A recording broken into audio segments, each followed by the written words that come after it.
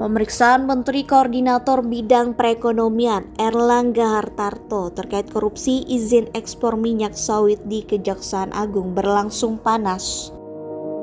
Ancaman penembakan pun terjadi. Erlangga Hartarto diperiksa oleh Kejagung terkait kasus dugaan korupsi izin ekspor minyak sawit mentah atau crude palm oil CPO pada Senin 24 Juli 2023. Usai pemeriksaan selama 12 jam atau pada Senin malam, sempat terjadi ketegangan antara awak media dan pengawal Erlangga. Hal ini bermula ketika Erlangga bergegas berjalan menuju mobilnya meninggalkan gedung Kejagung. Erlangga dikawal ketat oleh sejumlah pengawal yang sebagian berbaju putih dan sebagian lagi berbaju batik.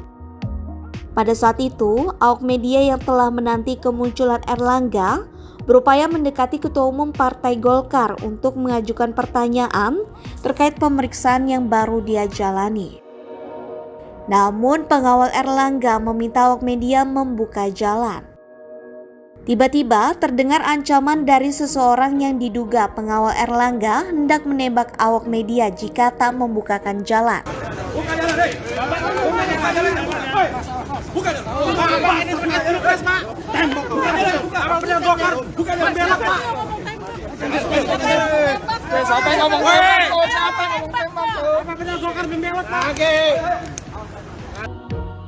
Setelahnya sempat pula terdengar umpatan kasar yang diduga juga dilontarkan oleh pengawal Erlangga. Suasana sempat tegang sebelum akhirnya Erlangga dan rombongan meninggalkan gedung Kejagung. Kejaksaan Agung mengecam adanya ancaman yang dilontarkan pihak tertentu saat awak media meminta keterangan Menko Perekonomian Erlangga Hartarto. Kapus Penkum Kejagung Ketut Sumedana memastikan oknum yang mengancam tembak ke wartawan yang meliput bukan dari pihak kejaksaan. Ketut menjelaskan dalam protokoler pengawalan, Kejagung memiliki standar operasional prosedur, apalagi saat wartawan mengerumuni saksi atau tersangka usai keluar pemeriksaan. Pihaknya juga tidak segan memberi tindakan tegas jika pihak yang mengeluarkan ancaman tersebut berasal dari Kejagung dan meminta media melaporkan jika mendapati petugas dari Kejagung yang bertindak arogan. Dan saya juga kalau wawancara sering didesak-desak itu nggak hal yang biasa gitu loh. Nah, kalau ada kata-kata yang seperti itu yang kita sayangkan.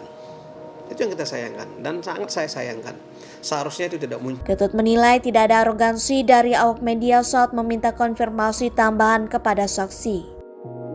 Ia mengecam adanya ancaman tembak kepada wartawan yang menghalangi jalan saksi usai pemeriksaan.